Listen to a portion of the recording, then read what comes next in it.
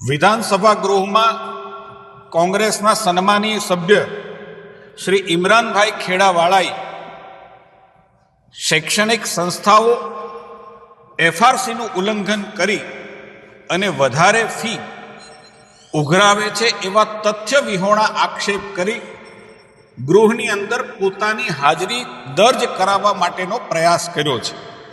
માનનીય Imranbhai, fee regulation એ ગુજરાતની દેશમાં કદાચ પ્રથમ પહેલ હતી.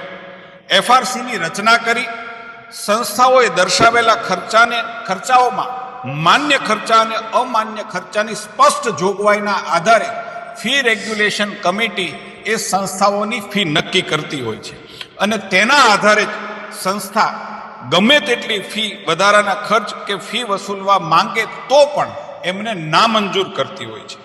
આવા કેટલાક ઉદાહરણો પણ છે. જે આવી સંસ્થાઓ કદાચ નિયમોનું ઉલ્લંઘન કરેલું પણ એફઆરસીના ધ્યાનમાં આવે છે તો એફઆરસી આવા કેસની અંદર વિદ્યાર્થીઓને વધારાની ફી રિફંડ આપવા માટેના હુકમો પણ કરેલા છે અને આવી જે સંસ્થાઓ છે એમને દંડાત્મક કાર્યવાહી પણ કરેલી છે. જે પ્રકારે માનનીય મંત્રીશ્રીએ ગૃહમાં પણ આમના માટેની માહિતી આપી છે કે જે પ્રકારે અમદાવાદની ગોતા વિસ્તારની આલ્ફા ઇન્ટરનેશનલ સ્કૂલે જે પ્રકારે ફીની માગણી એફઆરસી સમક્ષ 1,40,000 કરી હતી, એની સામે નિયત ફી માત્ર 36,000 એફઆરસીએ કરેલી છે. કહેવાનો મતલબ એ છે કે એફઆરસી પાસે બિલકુલ કઈ ફી માન્ય રાખવી, કઈ ફી કયા ખર્ચાઓ અમાન્ય રાખવા એની નિયત ગાઈડલાઈન હોય છે ને એના આધારે જ આવા અનેક ઉદાહરણો મારી પાસે છે.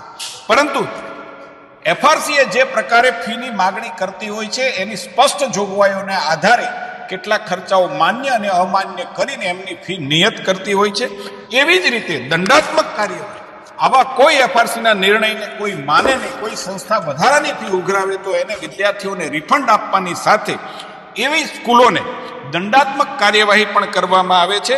જામનગરની પીવી મોદી હાઈસ્કૂલ 2,50,000નો દંડ ઉપરાંત વિદ્યાર્થીઓને પરત ફી કરવા માટેના હુકમો પણ કરેલા છે. આવા અનેક દાખલાઓ મારી પાસે છે.